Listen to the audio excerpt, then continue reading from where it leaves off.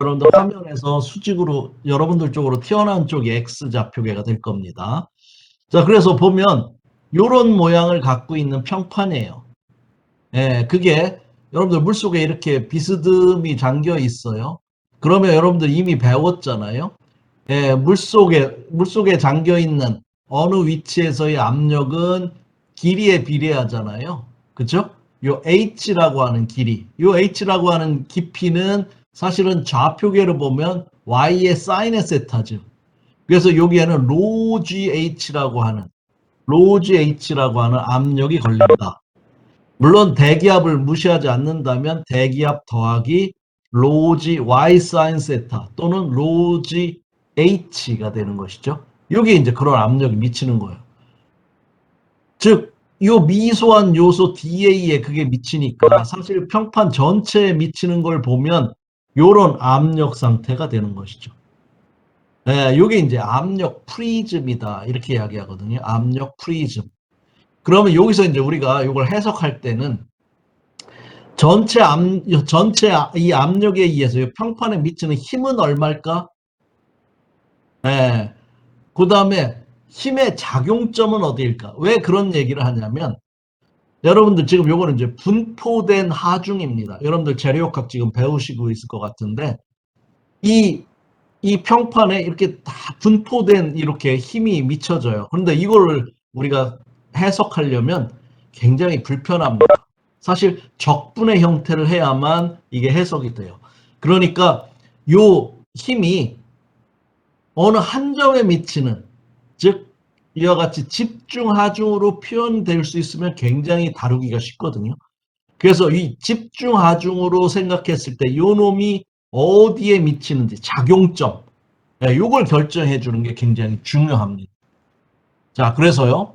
지금 보시는 것처럼 이런 압력 프리즘, 압력이 이제 여러분들 깊이에 비례하니까요. 이렇게 점점 밑으로 내려갈수록 커져요.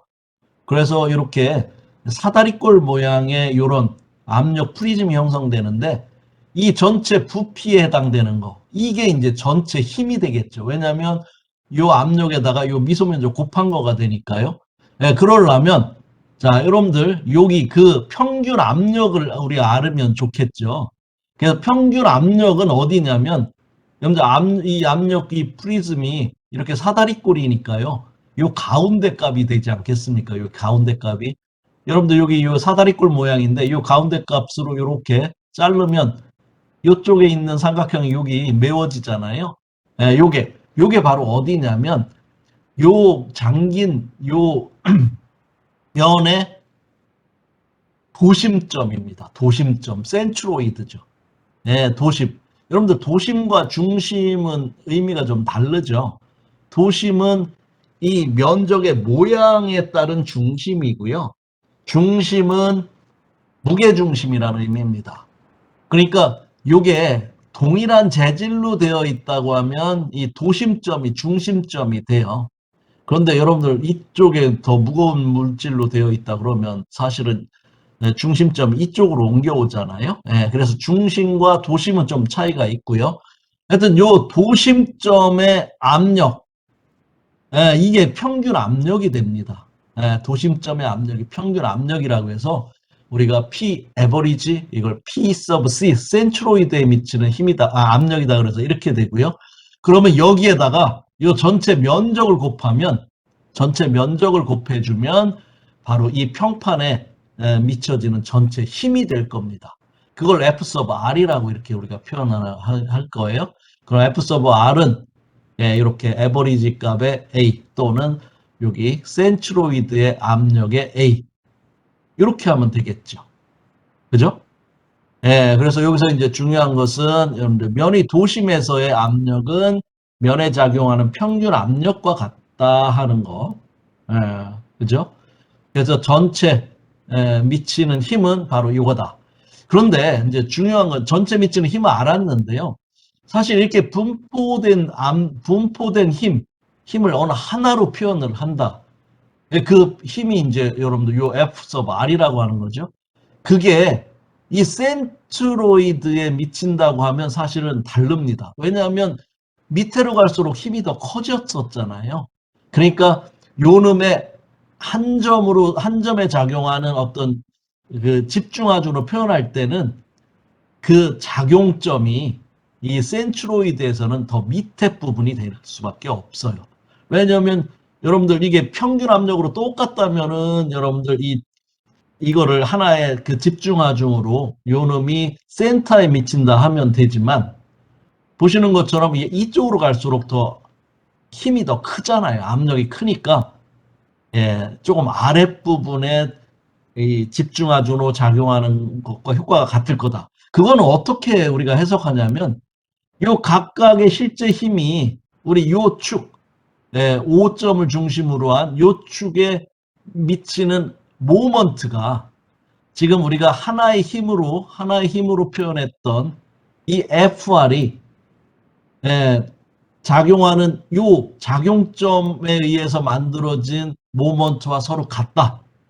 이렇게 모먼트 평형식으로부터 우리가 요 센터 오브 프레셔, 압력 중심점을 우리가 찾아낼 수 있는데, 이제 요게 이제 굉장히 중요한 것이죠. 왜냐하면 이런 힘이 미쳐지면 결국은 여기서부터 어떤 회전하려고 하는 모먼트를 형성하기 때문에 그래요. 그래서 이와 같은 그 한 점의 힘으로 나타내지 않는다면 결국은 전부 인테그레이션해서 여기서부터 여기까지 적분에 의해서 우리가 구해내야 되니까요. 그죠? 그래서 그거 구하는 게 이제 굉장히 중요합니다. 그래서 이제 여러분들 여기서 보시면 이런 얘기죠. 자, 요게 이제 여러분들 평균 압력이 되겠죠. 그렇죠? 평균 압력이 되고요. 요거에다 면적을 곱하면 완전히 이 평판에 미치는 힘이 됩니다. FR이라고 하는 힘이 되는데, 얘가 여기에 위치한다고 해야만 똑같은 효과다. 그 이유는 요 각각의 미소 요소에 작용하는 힘들이 이 OZ축을 중심으로 만들어내는 모먼트, 즉 요 Y에다가 이 PC를 곱한 요 모먼트를 지금 Y sub P라고 하는 요 센트로이드, 프레셔 오브 센터의 FR을 곱한 모먼트와 서로 같다. 이렇게 우리가 생각을 할 수 있는 것이죠. 그래서 여기 있는 것처럼 평면에 작용하는 압력은 표면의 도심에서의 압력과 표면적인 곡과 같고, 그 작용선은 압력 중심을 통과한다. 여러분들 여기를 통과하는 게 아니에요. 그죠? 왜냐하면 이 밑으로 갈수록 더 큰 힘이었기 때문에 이 압력 중심은 조금 아래로 될 건데, 요 Y sub P가 얼마일 것이냐 하는 것이 이제 중요한 것이죠. 이거는 여러분들 이 모먼트식을 쓰면 되겠죠. 모먼트식을 쓰면 돼요. 자, 여러분들 책에는 약간 유도 과정이 있는데요. 뭐 잘 안 된 것 같아서 제가 하나 보조 자료를 오늘 올렸습니다. 여러분들 그 사이버 캠퍼스에 가보시면 평판에 작용하는 정수력이라고 하는 파일이 있어요. 이렇게 요거 한번 끄집어내 보시기 바랍니다. 뭐 제 화면을 일단 보시고 나중에 끄집어내셔도 되고요. 자, 여기 이제 똑같은 얘기죠. 이렇게 잠겨 있는 평판에 작용하는 정수력인데, 자, 이게 평판입니다. 여기 이제 실제 모양은 이렇게 뭐 되어 있죠. 그래서 원래 우리가 해석하려면 이 미소 면적 DA와 거기에 미치는 압력, 이걸 곱하면 이 DA에 미치는 힘이 되죠. 얘는 여러분들 요거 좌표계는 여러분들 이렇게 됐죠. 요게 Z, 요게 Y 좌표계, 요 화면에서 직선으로 우리 쪽으로 나오는 게 X 좌표계라고 했죠. 그래서 Y의 사인 세타가 이제 요 물의 깊이가 되니까 로지 Y 사인 세타, 이것에 의해서 만들어진 압력에다가 이걸 곱한 거예요. 그거를 이제 인테그레이션 하는 거죠. 여기서부터 여기까지. 그러면 이제 전체가 나오는데, 보시는 것처럼 평균 압력을 우리가 알 수가 있죠. 요 도심점이죠. 거기에 압력에다가 전체 면적을 곱하면 이게 FR이 된다. 그런데 이제 여기서 우리가 중요한 거는 얘의 작용점을 우리가 알아야 된다. Y sub P라고 하겠습니다. 요걸 구하는 겁니다. 요게 구하는 게 이제 문제인데요. 자, 여기 FR은 뭐 여러분들 지금 제가 얘기한 것처럼 DA에 미치는 P는 P0 플러스 로지 Y 사인 세타였죠. 그래서 요거 정리하면 이게 이제 에버리지 값의 압력에다가 단면적을 곱하면 된다. 에버리지 값의 압력은 어디냐? 이 평판의 도심점의 압력이다. 여기까지는 이제 쉽게 알 수가 있는 것이고요. 자, 요 y sub p를 구하려면 모먼트식을 쓰면 됩니다. 예, 요 점에 대한 모먼트 써볼까요? 여러분들 이 미수 면적에 대한 거 해봅시다. 그러면 여기에 힘이 바로 뭡니까? 예, 요거죠. 요게 힘이 여기 이제 P죠. P에다가 DA를 곱한 것이죠. 예, Y에 그다음에 Y를 곱해야 되겠죠. 여기까지 떨어진 거리가 Y니까. 그래서 인테그레이션 하기를 요 전체 면적에 대해서 Y 곱하기 여기에 미치는 P의 DA 이렇게 한 거예요. 요거를 우리가 여기 지금 전체 미치는 힘을 FR이라고 하고 그게 요 Y sub P라고 하는 점에 미친다고 한다면 Y sub P 곱하기 FR과 같은 것이죠. 이렇게 모먼트 평형식을 써서 우리가 Y sub P를 구해내려고 하는 것이죠. 자, 요거는 뭐 여러분들 이미 P를 정의했잖아요. 여기 P 정의했으니까 여기다 집어넣습니다. 그럼 요런 식이 되죠. 그럼 이게 어떻게 되나 봅시다. 자, 요게 되면 P의 인테그레이션 하기를 A의 YDA, 로지 사인 세타의 인테그레이션 A의 Y제곱 DA. 자, 여러분들 이게 인테그레이션 하기를 YDA, 여기 있죠, 여러분들. 이게 이제 바로 도심점 구하기 할 때 쓰는 면적 1차 모먼트입니다.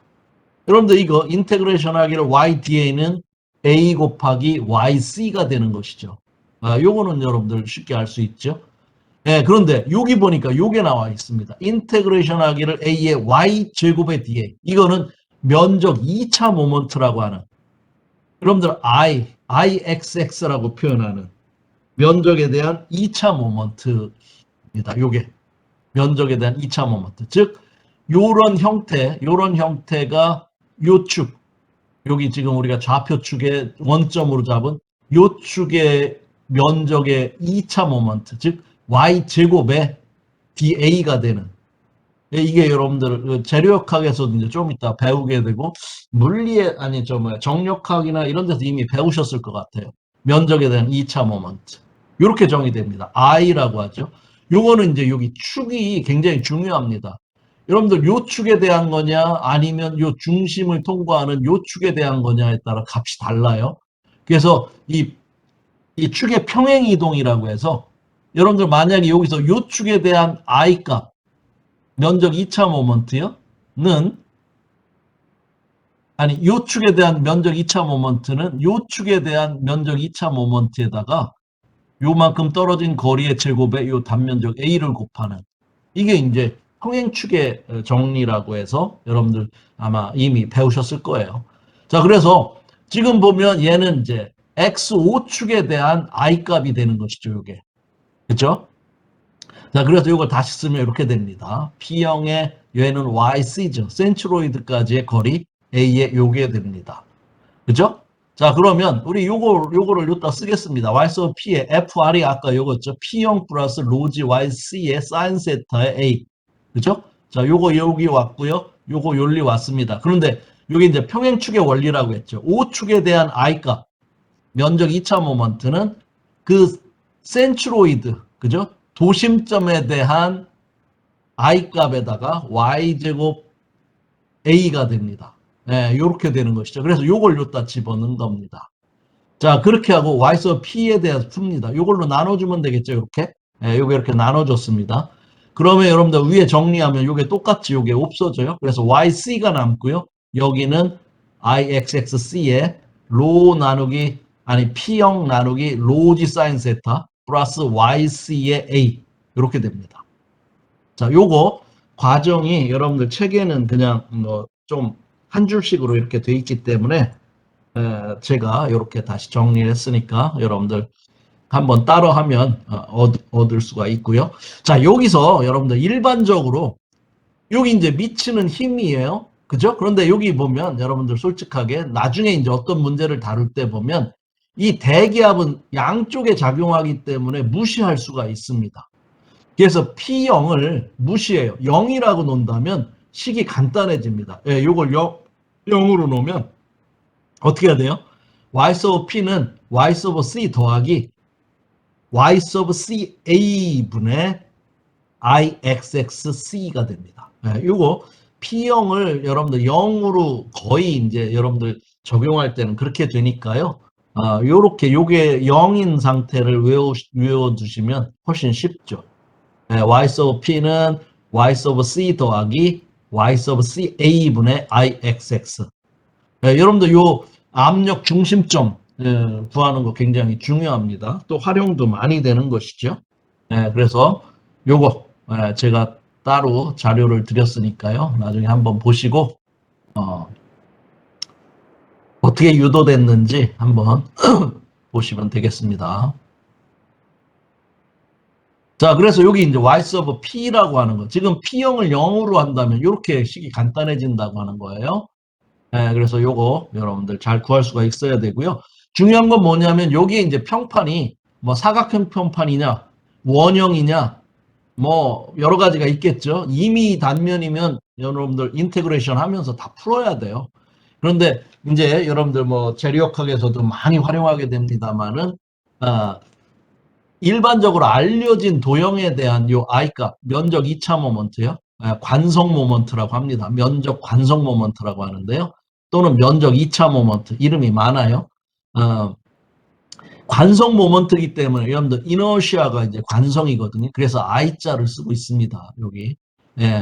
그래서 일반적으로 알려진 이 도형에 대한 거는 외워두시는 게 좋죠. 이거 매번 어떻게 적분해서 쓰겠습니까? 그래서 이렇게 직사각형이다. 밑변이 A고 높이가 B다 그러면 요 C축에 대한 거는 12분의 A, B 3승입니다. 여러분들 우리 뭐 고체역학이나 이런 데서는 여기를 폭을 B로 하고 높이로 하죠. 여기를 H. 그래서 12분의 B, H 3승 이렇게 많이 외우게 되는데 여기는 뭐 A, B 이렇게 했으니까 12분의 A, B의 3승. 그 다음에 원형 단면일 때는 4분의 파이 R 4승 아니면 64분의 파이 D 4승. 직경으로 표시하면 64분의 파이 D 4승이 되죠. 이렇게 타원일 때, 그 다음에 삼각형일 때, 뭐 반원일 때, 요럴 때도 여러분들 외워두시면 좋고, 뭐 못 외우면 사실은 안 주면 뭐 인테그레이션 해서 정의대로 이제 해야 되지만 되게 이런 건 이제 표를 찾아서 여러분들이 해결할 수가 있는 것이죠. 그래서 하여튼 요 관성 모먼트 여러 가지 형태의 단면 모양에 따른 요것도 여러분들 잘 기억해 주시면 뭐 문제풀이 같은 거 할 때 훨씬 쉽다 이런 것이죠. 주민제가 왔군요.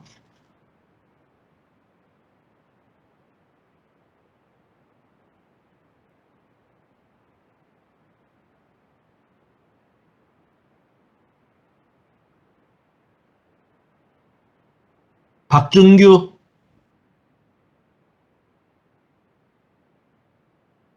박준규 왔어요? 안 왔군요. 딩디엔펑, 딩디엔펑, 네,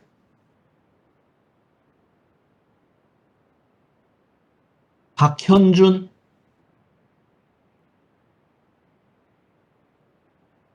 박현준이 온 건가요? 박현준 왔군요.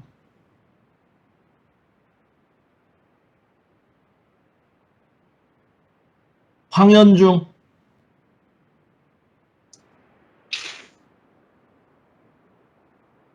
좋습니다. 자, 그러면은요. 자, 이걸 보십시다. 아까도 얘기했지만 이와 같이 어떤 여기가 이제 뭐 해수면이 됐든 물의 표면이 되겠죠. 이렇게 잠겨 있는 어떤 평판이 있다면 이 깊이에 따라서 비례하는 압력이 형성되기 때문에 이런 압력 프리즘이라고 이렇게 우리가 표현합니다. 이 압력을 나타낸 어떤 뭐 부피 같이 생겼죠. 그런데 이게 이제 점점 커지니까 사다리꼴 모양의 프리즘을 형성하는 것이죠. 압력 프리즘. 그렇다면 이 평판에 작용하는 힘은 아까도 얘기한 것처럼 요 2분의 B 위치, 요 위치의 압력에다가 요거 전체 면적을 곱한 힘이 미쳐진다. 그거의 작용점은 Y 서브 P라고 하는 거 여러분들 여기서 계산해내야 되겠죠. 거기에 어떤 한 점의 집중 하중으로 작용하는 것과 똑같은 효과가 있다. 우리가 이렇게 우리가 알 수가 있는 것이에요. 예, 그래야 여러분들 재료학에서도 이제 이 분포하중일 경우에 집중하중으로 그거와 등가인, 등가라고 하는 것은 효과가 같은 거죠. 등가인 집중하중으로 표현하면 훨씬 해석이 쉽죠. 지금 그래서 우리가 이렇게 표현을 하는 겁니다. 그래서 압력 중심이 필요한 것이고요. 요 압력 프리즘의 개념.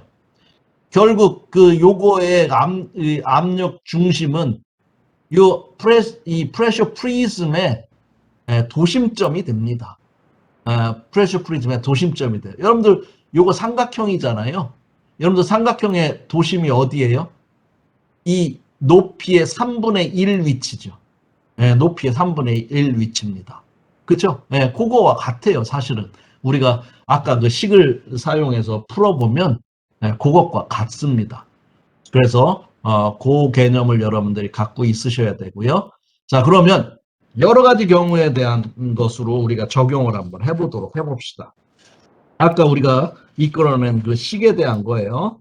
한번 여러 가지 경우 한번 보겠습니다. 자, 이게 이제 일반적인 것이죠. 그죠? 그래서 우리가 요거를 요렇게 했습니다. 요 표면에서부터 S만큼 떨어진 거리에 요 평판이 위치하는 거예요. 그래서 여기를 S라고 이렇게 표현을 했고요. 요게 이제 평판에 이게 이제 뭐라고 할까요? 세로죠. 이쪽을 가로라고 하면 세로를 B라고 이렇게 한 것이죠. 자, 그러면 이게 이제 여러분들 압력 중심 Y sub P라고 하는 위치가 되겠습니다. 그럼 이 Y sub P가 뭐가 되겠느냐? 뭐였어요? Y sub P는 요거 여기 B의 센트로이드인 2분의 B 위치. 이게 이제 여러분들 Y sub C가 되는 것이죠. 그 Y sub C는 뭐가 돼요? S에다가 2분의 B를 더한 것이죠. 요거죠. 요게 Y sub C죠. 여러분들 아까 요거 다시 보시기 바랍니다. 여기죠. Y sub C. 그죠? 그 다음에 Y sub C의 A에 IXXC였습니다. 그죠? 자, 그러면 예, Y sub C였죠? 그러면 나누기 뭐였습니까? P형 나누기 로지 사인 세타의 Y sub C. 그죠? 거기에 A 분의 여기가 IXX C죠. 자, 요 점에 대한 여러분들 IXX 어떻게 돼요? 아까 뭐라 했죠? 12분의 AB 3승이라고 그랬죠. 12분의 AB 3승. 여기 단면적은 AB죠. 그러니까 여러분들 AB 하나씩 없어지면 바로 이렇게 되죠. 그래서 이렇게 됩니다. 그래서 요거 이제 여러분들 잘 기억하셔야 되고요. 그 다음에 여기에 미치는 전체 힘은 어떻게 돼요? 요 위치에서의 압력에다가 단면적을 곱하면 되는 것이죠. 요 위치의 압력은 뭐 해야 돼요? P형에다가 S 플러스 2분의 B 위치니까요. 로지 요게 S 플러스 2분의 B의 사인 세타. 그죠? 거기에 단면적 AB를 곱하면 된다. 만약에 S가 0이다. 그 얘기는 바로 평판이 여기 그 해수면 바로 수면에서부터 이렇게 되어 있다 그러면 S가 0인 경우가 되잖아요. 그러니까 S가 0인 경우니까 S가 0 이렇게 하면 이렇게 좀 간단하게 되죠. 그죠? 만약에 P0을 무시할 수 있다 그러면 이게 0이 돼서 더 간단하게 되는 것이에요. 그죠? 근데 이제 우리가 보통 이제 뭘 다룰 때 P형을 무시할 수 있습니다. 왜 그래요? 여러분들 이거 볼까요? 자, 결국 이 물에 의해서 미치는 힘은 여기 있습니다. 그런데 이쪽은 다 대기압이 미치고 있잖아요. 그래서 대기압과 대기압 성분만큼은 상쇄돼요. 그러니까 바로 요거 둘을 상쇄하면 P형을 없애면 바로 이렇게 로지 H만 갖고 된다는 것이죠. 자, 이런 상황이라고 한다면 P형을 우리가 굳이 식에다가 써놓을 필요가 없는 것이죠. 그렇죠? 자, 이와 같은 경우는 이제 특수한 경우로서 직사각형 판이 물에 잠겨 있는 그런 경우가 되겠습니다. 자, 또 이제 가볼까요? 이렇게 수직으로 돼 있다? 근데 훨씬 더 쉽죠. 뭐 달라진 건 뭐예요? 이게 수직으로 됐다 그러면은 세타가 90이니까요. 사인 90도는 1이죠. 그죠? 그러니까 사인 세타가 1이 되는 경우입니다. 너무 쉽죠. 그러니까 여러분들 아주 편리한 식이 됩니다. 이렇게. 그죠? 예, 여러분들 FR은 여기 2분의 B 위치에, 그죠? 예, 이렇게 있는 것이고요. 그 다음에 y of p는 어떻게 될까요? y of p도 아까 했던 거에서 y of p도 여기 사인 세타를 다 1로 놓고요. 예, 이렇게 정리하시면 되겠죠. 그죠?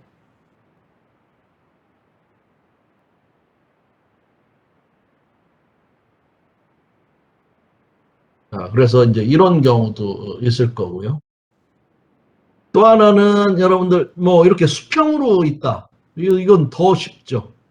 자, 요 H에 의해서 생기는 것이죠. 로즈 H에다가 A, B를 곱하시면 이게 수직으로 미는 힘이 되겠죠.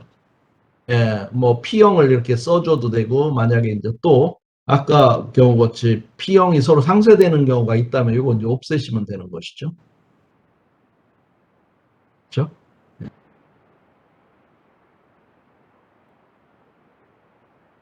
자, 그래서 뭐 이렇게 잠겨 있는 평판에 작용하는 힘 이렇게 하시면 되겠습니다.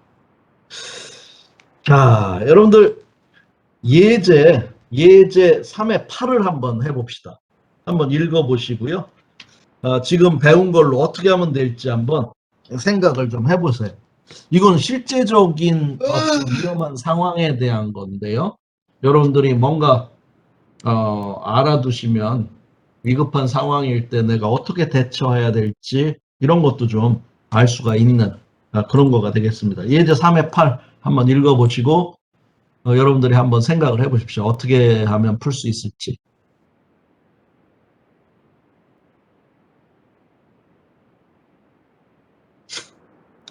차가 저수지에 빠졌습니다. 예, 그런 경우죠. 한번 읽어보세요.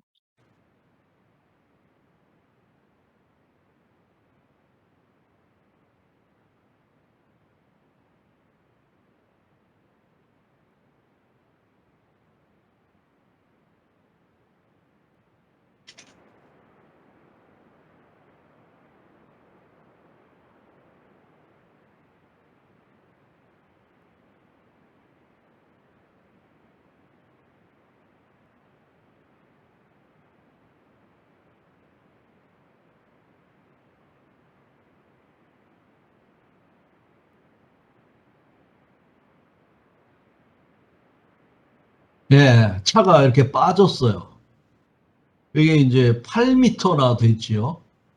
그리고 여러분들 이 문을 보면 뭐 여기 폭이 1m, 여기 문의 높이가 1.2m가 되는 이런 차입니다. 여러분들 사실 이 상황이 됐다면 어떻게 할까요? 엄청 당황스럽고요. 만약에 이제 여기 그 차에 뭐, 실이 잘 돼 있어서 당분간 여러분들 물이 차 안으로 들어오지 않는다고 한다면 요 안에 있는 산소를 여러분들이 호흡해서 견딜 수 있는 만큼은 살 수가 있죠. 그래서 뭐 핸드폰이 있다든지 이 물속에서 이렇게 잘 터져 나갈지는 모르겠는데 뭐 119에 뭐 신고를 해서 위치를 알려줘서 여러분들이 요 안에 공간에 있는 산소만을 가지고 견딜 수 있는 그 사이에 뭐 온다면 뭐 잘하면 구조될 수 있는 상황은 될 수 있을 것 같고요. 참 이게 어려운 상황이죠. 그러면 방법은 이 문을 열고 나와서 여러분들이 이제 탈출하는 방법이 있어요. 그것도 여러분들 이게 8m나 되고 숨을 잘 참고 여기까지 나올 수 있느냐의 문제도 있고요. 더 큰 문제는 문을 열 수 있을까요, 여러분들? 이렇게 빠졌을 때 이 문을 열 수 있을까요? 자, 여러분들 여기 이제 이 자동차 문 열 때 보면 여러분들 손잡이가 이쯤에 있잖아요. 이쪽 앞부분에 힌지가 돼서 이렇게 여러분들 회전해서 열잖아요. 그러니까 지금 우리가 가정은 여기에 힌지가 돼서 여기 1m라고 하는 위치에 손잡이가 있어서 민다고 생각을 해봅시다. 자, 밀어서 이제 문을 열게 됩니다. 결국 열려고 하는 여러분들이 만들어내는 모먼트는 1m에다가 여러분들이 가할 수 있는 힘입니다. 그렇죠? 근데 여러분들 이제 보통 한 100kg 정도 이렇게 밀 수 있다고 합니다. 사람에 따라서 뭐 좀 다르죠. 여러분들 뭐 젊고 더 건장한 사람 더 큰 힘으로 밀 수 있어요. 그게 이제 여러분들 1kN쯤 됩니다. 우리가 중력 단위계가 아니라 SI 유니트 기본 단위 쓰면 1kN. 그러니까 사실 여러분들이 요 문을 열 수 있는 뭐 모먼트 토크는 1kN 정도밖에 안 돼요. 예. 그러면 여러분들 이거 왜 안 열릴까요? 거의 못 열죠. 왜 안 열려? 지금 여태까지 배운 것처럼 요 1m, 1.2m의 요 판, 직각판이 수직으로, 그죠? 네, 수직으로 지금 있는 거나 마찬가지죠. 여러분들 아까 배웠던, 아이고, 이게 아니군요.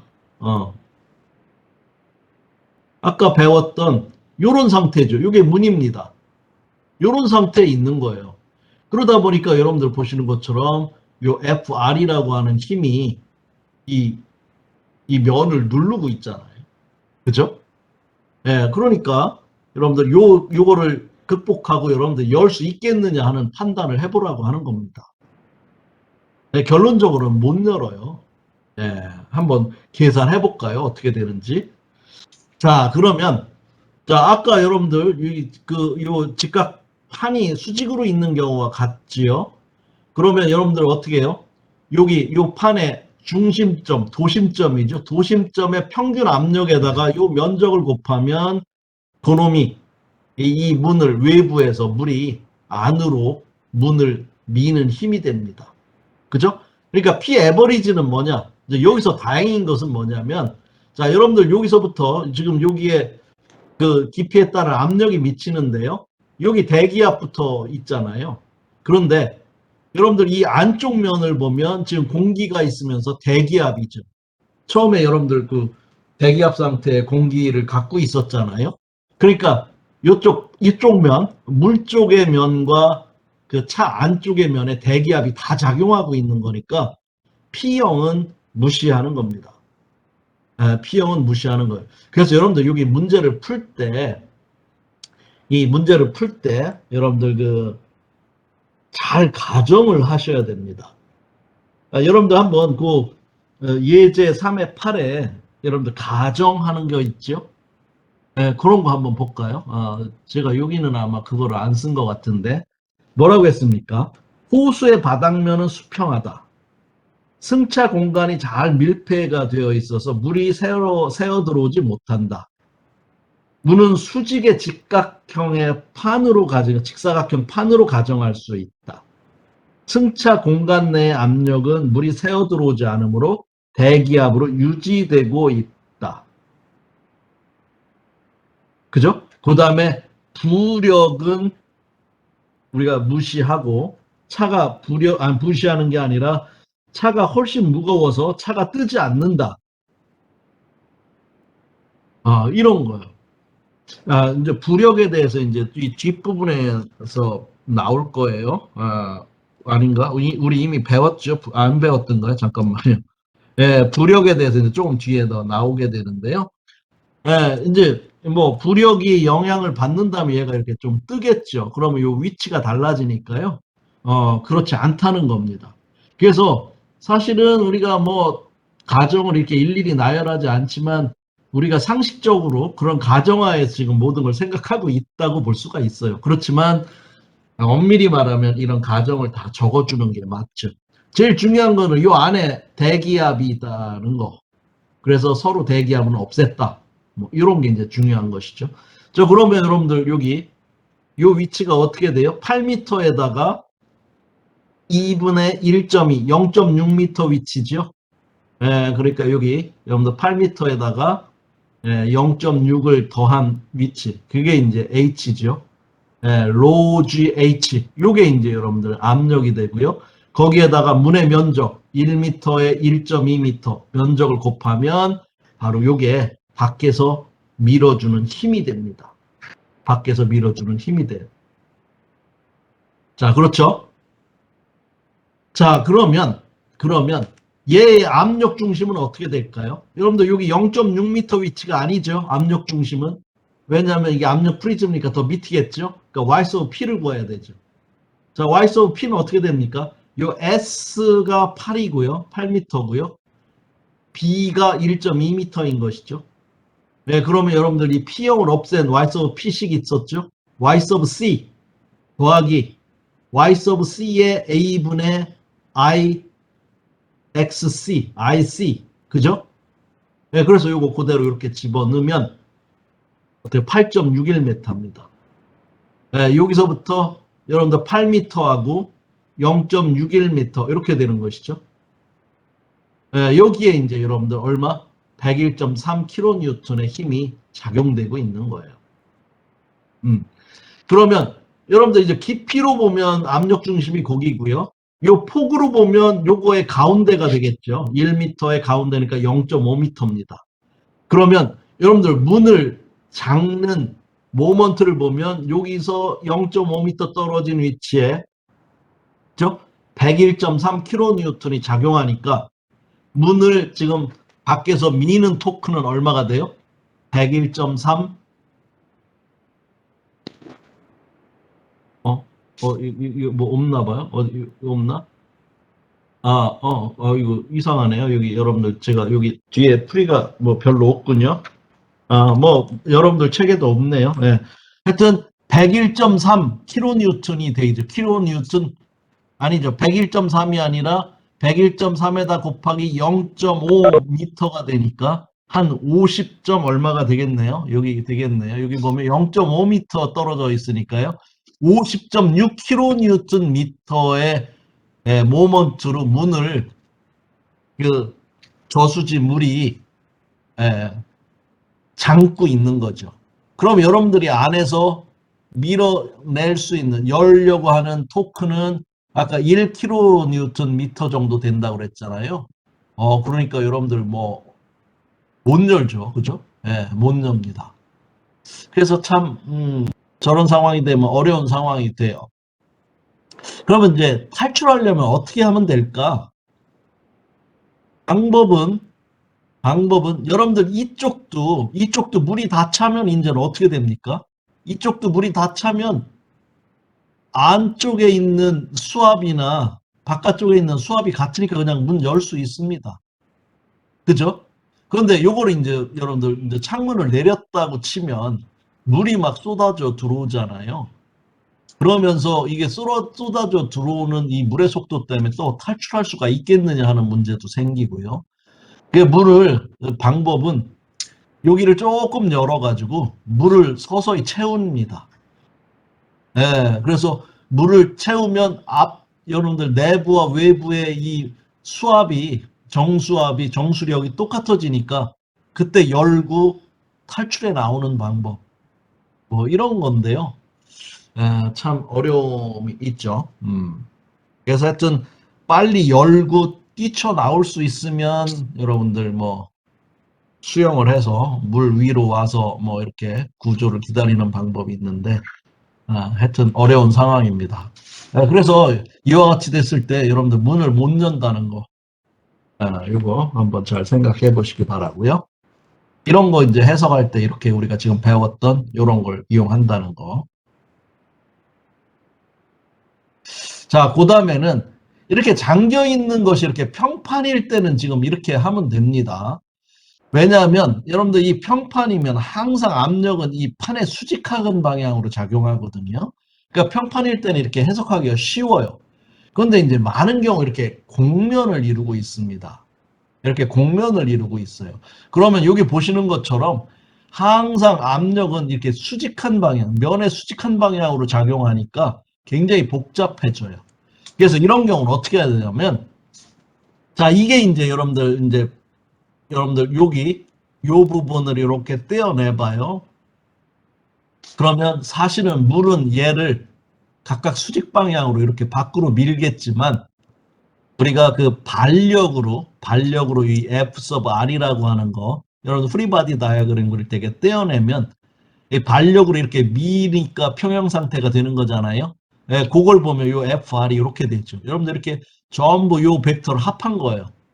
근데 여러분들 뭐 국면에 따라서 수직한 방향이 다 다르니까 이거 합하기가 만만치 않죠.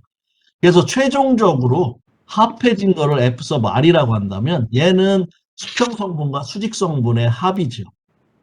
결국은 그렇게 하시면 됩니다. 그래서 요 R은 우리가 구하려는 요 F 서브 R은 F 서브 H와 F 서브 V를 더한 거예요. 그러면 얘는 이쪽에 여러분들 요 깊이가 있잖아요. 그래서 여기에 미치는 정수압에 의한 힘과 평형을 이루는 겁니다. 그러니까 요 윗면에는 요만큼 깊이에 의해서 생기는 요 힘, 그죠? 요거에 의한 힘과 그 다음에 이쪽에는 깊이에 따른 압력 프리즘이 생기겠죠. 요 F sub X에 의한 힘. 그 다음에 하나 더 중요한 것은 여러분들 요거의 무게, 그죠? 요 액체가 갖는 무게, 요거와 이렇게 힘의 평형이 된다. 즉 요 프리바디 다이어그램을 이렇게 잘 그리면 됩니다. 자, 여기 이제 그 자체 무게가 있죠. 그 다음에 요 면에 수평력, 여기에 수직력, 요게 이제 발력과 평형을 이룬다. 그래서 F sub H와 F sub V를 구해내면 그거에 제곱을 한 다음에 루트를 하면 F sub R을 구할 수가 있고요. 여기 베타가 요 각 탄젠트 F sub H분의 F sub V는 요게 탄젠트 알파가 되겠죠. 그래서 인버스 탄젠트 이거 하면 우리가 요 기울어진 각도 구해낼 수가 있다. 그래서 이렇게 곡면에 작용하는 힘을 구할 때는 이렇게 수평성분과 수직성분으로 나누어서 하면 됩니다. 그때 여러분들 요거 자 요렇게 된 거면 요런 프리바디 다이아그램이에요. 근데 여러분들 요거 말고 요런 경우도 있죠. 요렇게 그죠? 그러면 요거 여러분들 이렇게 떼어내 보세요. 그러면 이 Y 방향일 때 여러분들 이 Y 방향의 정수력 이 물에 의해서 생기는 압력 이 힘과 이 무게가 서로 방향이 반대가 됩니다. 이 경우는. 근데 아까는 여러분들 방향이 같았죠. 요거와 요게 방향이 같았죠. 그러니까 요런 형태냐 요런 형태냐에 따라 조금 달라요. 그것만 여러분들 주의하시면 되고요. 그러니까 여기다 여러분들 여기다 발력을 이렇게 발력 모먼트를 발력 힘을 여기다가 이렇게 프리바디 다이어그램에 그리고 이것도 X 방향 성분, Y 방향 성분 이렇게 해서 구하시면 되겠죠. 그렇죠? 그래서 이와 같이 곡면일 경우는 너무 어렵게 생각하시지 말고 수평 성분과 수직 성분으로 나누어서 여러분들이 하시면 된다. 자, 여러분들 보시는 것처럼 아까도 얘기했지만 이 곡면에 작용하는 어떤 힘은 압력은 항상 수직입니다. 그러니까 힘의 방향이 여러분들 요 면에 수직한 방향으로 돼요. 그래서 이렇게 구면일 경우는 이 중심을 향해서 이렇게 이 힘이 미쳐진다고 하는 거. 중심을 통과한다고 하는 거. 요것도 여러분들이 알 수가 있는 것이죠. 그죠?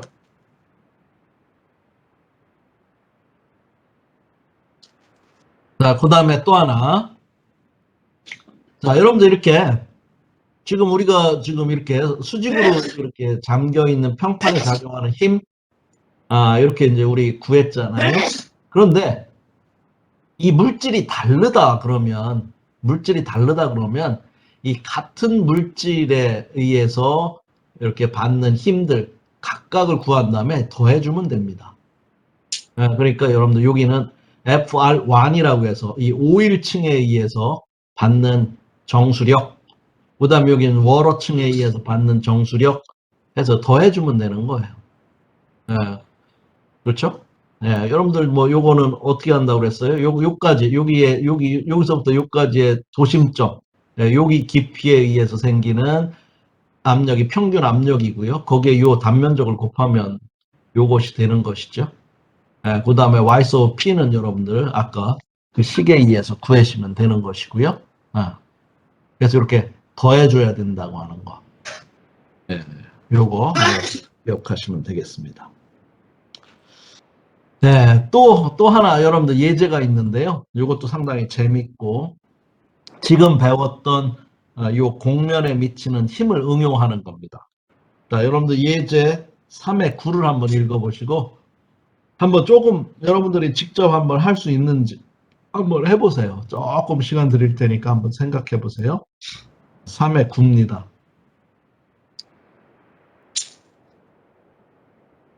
네, 요런 거죠, 요런 거. 한번 읽어보시죠.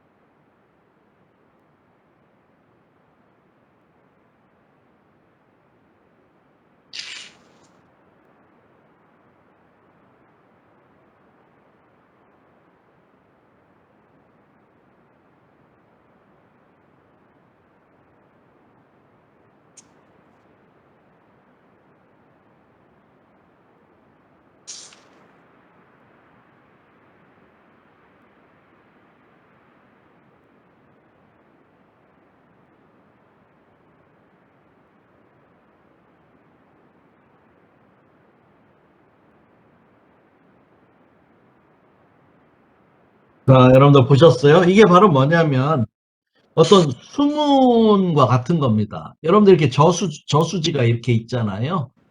자, 이게 이제 수문에 이게 이제 여러분들 이렇게 만약에 여기가 힌지가 돼 있으니까 볼이 이렇게 들어 올려지면 물을 이쪽으로 이제 배출하는 거예요. 즉 일정한 수위를 유지하면서 여러분들 수위가 더 높아지면 얘가 떠가지고 물을 빼내서 항상 이 5m를 유지할 수 있는 어떻게 보면 자동 수문이 되겠죠. 아, 그러니까 뭐 메커니즘으로 어떤 자동화를 만든 것입니다. 이런 거 상당히 아이디어 좋지 않아요?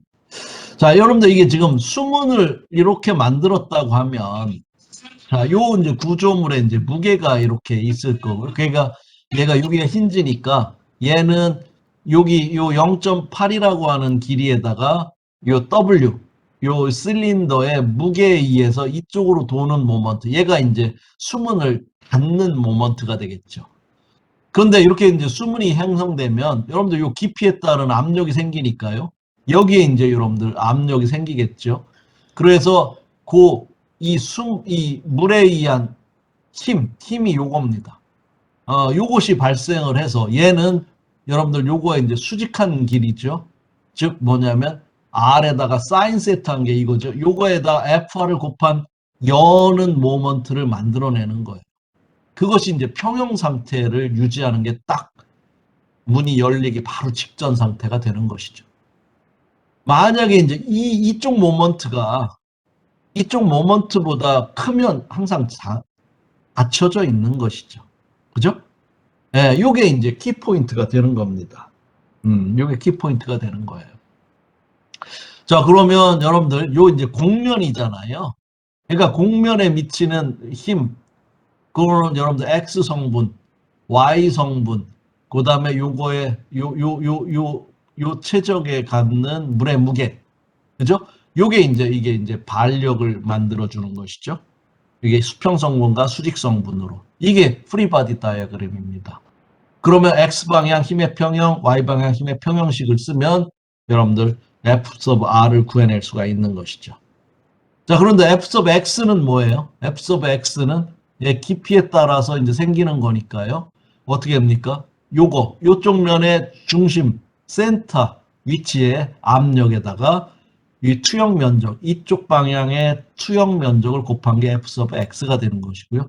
F sub Y는 예, 요 밑바닥이죠. 그러니까 5m 깊이에 의해서 생기는 수압에다가 그 다음에 여기에 단면적, 투영한 면적이죠. 여러분들 요 실린더는 길이를 1m라고 지금 주어졌을 거예요. 그죠? 예, 어디 볼까요? 그렇죠? 예, 1m라고 이렇게 생각하면 되겠죠? 이쪽으로. 예, 그래서 여러분들 F sub Y 구할 수가 있고요. 요거는 여러분들 요거 어떻게 하면 될까요? 이게 정사각형 0.8m로 가는 정사각형에서 4분의 1쪽의 원의 면적. 그죠? 어, 이 원의 면적은 뭐예요? 4분의 파이 r 제곱이죠. 그거의 4분의 1. 그죠? 그것이 갖는 물의 무게, 이게 W죠. 그렇게 하시면 됩니다. 그죠? 자, 그래서 다시 한번 가봅시다. 여기 이제 X방향의 힘은 여러분들 아까 무게중심, 아니, 도심점이니까요. S 더하기 2분의 R이죠. S가 여러분들 뭐예요? 여기라고 한다면, 여기까지가 S라고 한다면 4.2, 여기에 요거의 반절, 0.4를 더하는 깊이가 되겠죠? 그거에 이제 단면적은 뭐가 돼요? 0.8. 요게 0.8이죠. 그 다음에 요 길이는 1m라고 생각한 것이니까요. 그렇게 해서 요거 구할 수가 있고요. Y 방향에 대한 것은 뭐 여러분들 5m에 대한 것이고요. 단면적은 0.8에 1m가 되겠죠. 그죠? W를 이제 구해야 되겠죠. W는 뭐예요? W는 아까 여러분들 어, 파이 D 제곱, 그죠? 그런데 파이 D 제곱인데 여러분들 4분의 1이야 되겠죠? 왜냐하면 여러분들 아이고, 요게 이제 4분의 1, 요게 원의 단면적이 4분의 1쪽이잖아요. 그죠? 예. 여기 직사각형에서 그걸 빼면 되는 거니까요. 그래서 요렇게 우리가 W, 뭐 밀도는 물이니까 1000 주어졌고요. 예. 요렇게 하면 W를 구할 수가 있죠. 그러면은 뭐 버티컬 방향의 힘의 평형식, 예, FY에서 W를 빼면 되고요. 그죠? 우리가 F sub H 아까 F sub X와 같았죠? 그래서 여러분들 이렇게 구하면 되죠. 자, 이제 모먼트식을 써야 되겠죠? 그러니까 아까 제가 얘기한 것처럼 R에다가 W 실린더 한 것은 요거 R sin 세타에다 FR을 한 것과 같다. 요거죠?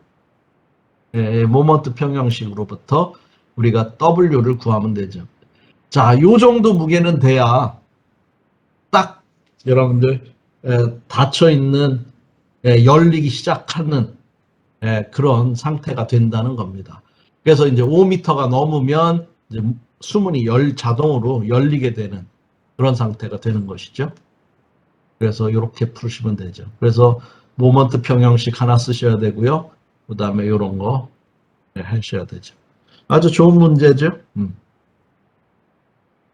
자, 여러분들 뭐 중간고사를 25일 날 본다고 했죠. 그래서 범위는 3장까지입니다. 3장까지. 그래서 제가 그 18일 날 다음 주 월요일이죠. 다음 주 월요일까지 여러분들 3장에 대한 연습 문제, 여러분들 레포트를 제가 요구할 거예요.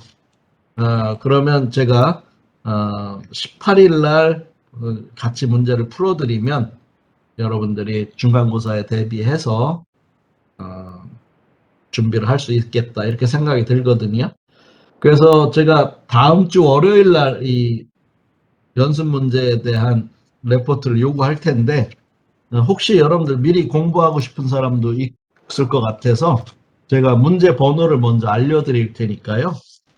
요것을 배운 부분은 미리 여러분들이 풀어보시면 될 것 같습니다. 자, 준비되셨나요? 예. 여러분들 117페이지요. 예, 3장 있죠? 예, 3회 13. 예, 3회 13.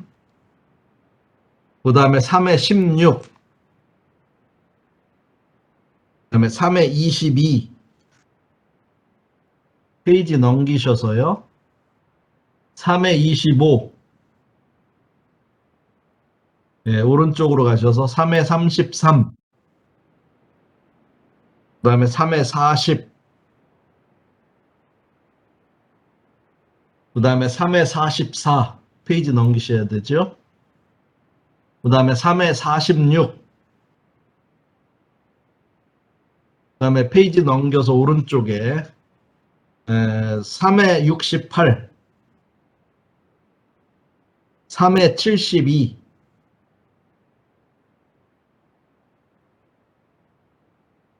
그 다음에 페이지 2개 넘기시면 3회 94. 그 다음에 또 오른쪽에 3회 106. 페이지 넘기시면 3회 114.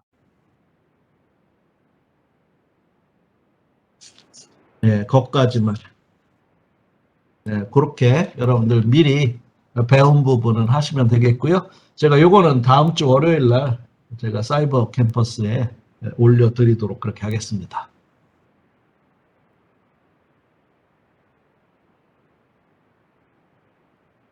자, 그러면 이제 또 하나 큰 이제 토픽이 되겠습니다. 부력, 아까 얘기했죠. 예, 여기 3장에서 이제 굉장히 중요한 것 중에 하나가 이제 부력에 대한 것이죠. 부력에 대한 거죠. 자, 부력이란 뭐냐? 뭐 여러분들 잘 아시는 것처럼 이 중력의 반대 방향으로 작용하는 힘이죠. 예, 유체가 유체 속에 이제 담겨 있는 물체에 작용하는 위쪽 방향의 힘. 이걸 우리가 부력이라고 한다. 이 부력은 왜 생기느냐 하는 걸 보면 자, 여러분들 요거 한번 봅시다.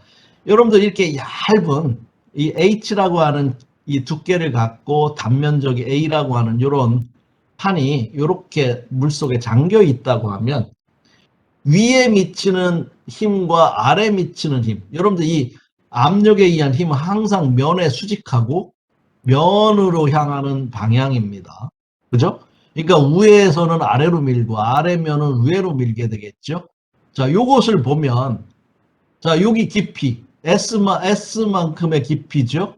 그러니까 얘는 로에 여러분들 여기 이게 물이요. 로스 오브 F예요. 로스 오브 F의 G에 S의 단면적 A를 곱하는 것이죠.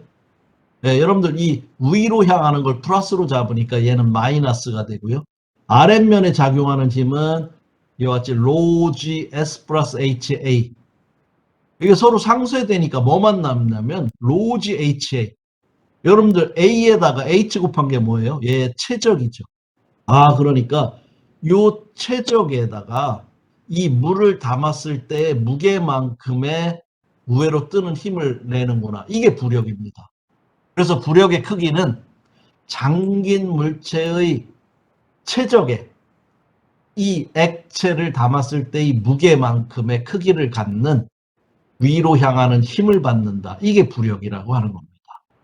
자, 여기서 이제 여러분들 부력의 크기를 알 수가 있는 것이죠.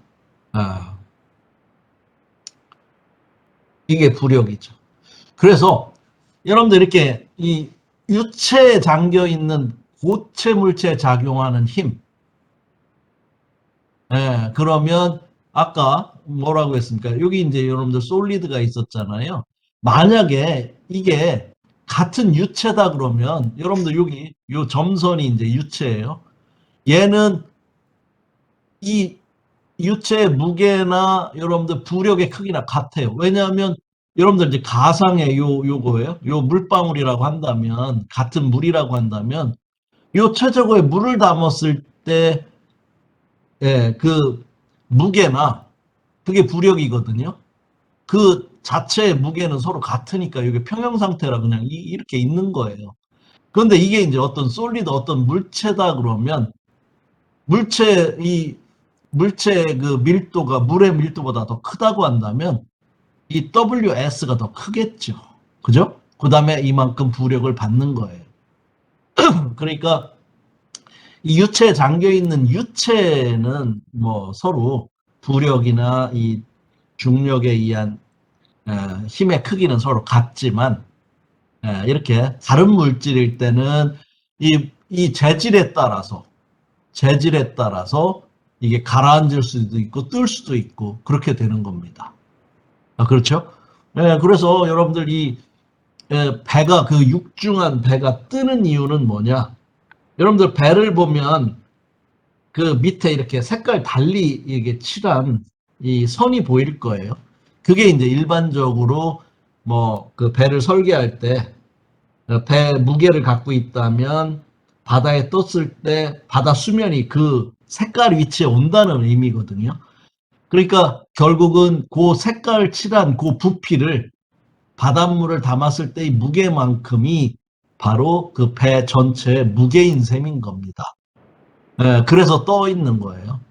자, 이거를 우리가 이제 아르키메데스가 이게 처음에 이것을 알아내서 아르키메데스의 원리다 이렇게 우리가 표현을 합니다. 그래서 아르키메데스의 원리는 유체 내에 잠겨 있는 균일한 밀도의 물체에 작용하는 부력은 그 물체에 의해 배제된 유체의 무게와 동일하고 부력은 배제된 체적의 도심을 지나 상향으로 작용한다. 자, 이런 것이고요. 자, 여러분들 이렇게 떠 있는 물체에 대해서 이거 보면 왜 이게 떠 있냐? 예, 보통은 이 물의 밀도보다 더 작은 밀도로 되어 있는 어떤 바디라면 당연히 이렇게 뜨게 되죠. 아까 부력이 더 큰 거예요. 같다고 하면 이게 이제 뉴트럴 상태가 되는 것이죠. 이렇게 뉴트럴 상태. 무겁다. 그러면 이렇게 가라앉게 되죠.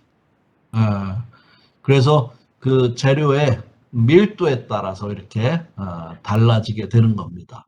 음. 그런데요, 여러분들 이게 이제 뭐 여러분들 이게 부력의 원리요. 이게 저 뭐 여러분들 열기구죠, 열기구. 그래서 여러분들 주변의 공기의 밀도보다 요 안에 공기의 밀도를 작게 하면 그만큼 뜨는 힘을 받게 되는 것이죠.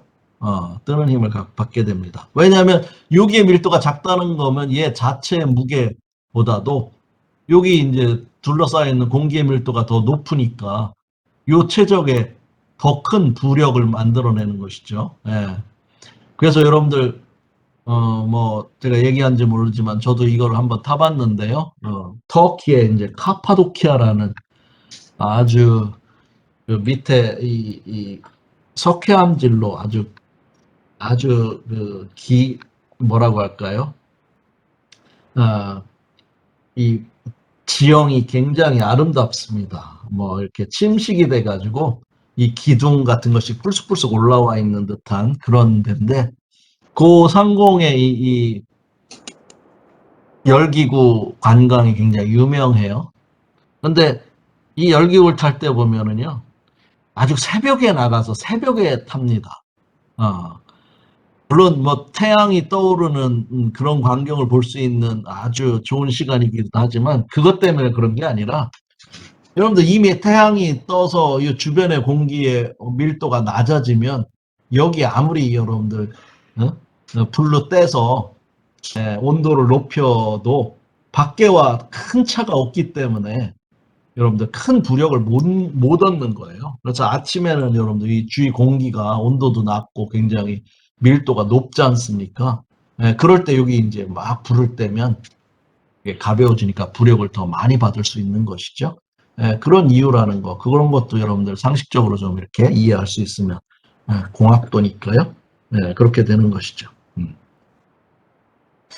자, 여기서 이제 또 하나 생각해 볼 수 있는 게 있습니다. 음.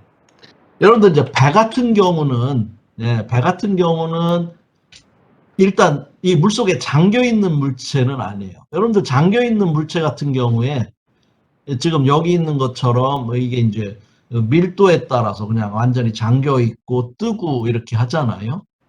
그리고 여러분들 이 안정성이라고 하는 거. 뭐냐면 이 안정성이라고 하는 것은 뭐냐면 여러분들 이와 같은 구가 이렇게 오목한 면에 있다면 얘를 조금 이쪽으로 움직여 놔도 놓으면 항상 윤리 오지요.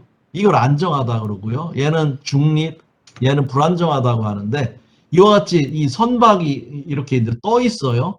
그랬을 때 여러분들 이거 피칭 요잉 뭐 알잖아요. 이렇게 이제 파도에 의해서 흔들리는데 이쪽으로 이렇게 약간 기울었을 때 완전히 뒤집어지면 이게 안 되잖아요. 그래서 이 선박 같은 경우는 이 안정성이 굉장히 중요한데 이 부력을 받고 요거에 뭐 무게에 의한 중력이 있잖아요. 요거 관계에서 항상 안정이 되도록 우리가 설계를 해야 됩니다. 그래서 그런 것들을 이제 이 우리의 부력을 배우면서 이제 같이 한번 따져봐야 되는데요. 시간이 이제 거의 다 됐네요. 그래서 자, 여러분들 지금 오늘 저랑 배운 것은 예제 3의 10이 있죠? 예제 3의 10. 예제 3의 10부터 다음 시간에 배우는데요. 아마도 다음 시간에 요 3장이 끝납니다. 다음 주 월요일 날. 그래서 제가 그 다음 주 월요일까지 3장에 대한 연습 문제 풀이를 요구할 거고요. 제가 풀어드린 다음에 일주일 후에 여러분들 중간고사를 보게 될 겁니다. 그래서 여러분들이 예습도 좀 하시고요. 지금까지 배운 부분은 여러분들 연습 문제 미리 풀어보면서 복습을 하시면 좋겠습니다. 그리고 차제 예습을 예제 3의 10부터 그 다음에 이와 같이 우리 배 안정성 그 다음에는 이제 또 하나 또 중요한 토픽 중에 하나가 강체 운동을 하는 유체입니다. 강체 운동을 하는 유체. 이건 뭐냐면 여러분들 왜 그 수족관을 뭐 여러분들 그 화로 이송하는 거 보면 이렇게 물탱크에다가 이제 어류를 집어넣고 이렇게 이동을 하잖아요. 그럼 이게 어떻게 돼요? 여기 이제 수면이 어떻게 되죠? 요렇게 되죠. 여러분들 이렇게 되죠. 예. 이렇게 되는 원리입니다. 그러면 요 얼마나 기울까? 그러니까 여기 탱크 크기가 뭐 크지 않으면 넘쳐 흐르겠죠. 뭐 이런 것도 설계할 필요가 있잖아요. 그래서 이렇게 달렸을 때 달리는 뭐 가속도나 이런 거에 따라서 이 수면이 이렇게 기울어져 형성되는데 요런 원리 요거를 마지막 토픽에서 배우게 됩니다. 그러면 이제 3장이 맞춰지고요. 이제 4장부터는 본격적으로 이제 흐르는 유체에 대한 유체 운동학입니다. 그러니까 조금 더 뭐 좀 어렵다고 할까요? 조금 더 복잡해지겠죠. 네, 그렇지만 아직도 여러분들 이 점성에 대한 얘기를 안 하고 있는 거잖아요. 점성에 대한 얘기는 아마도 한 2학기 때부터 합니다. 그래서 2학기 때부터는 이 점성에 의한 마찰 손실까지도 고려해야 되니까 조금 더 복잡하게 된다. 가면서 뭐 복잡해지니까 여러분들이 충분히 적응하실 수 있습니다. 그래서 여러분들 제가 이렇게 제시하는 것들 이런 것들 잘 여러분들 따라서 하시면 그렇게 어렵지 않겠다 이런 생각이 들고요. 에, 자 여러분들 딩디엔펑이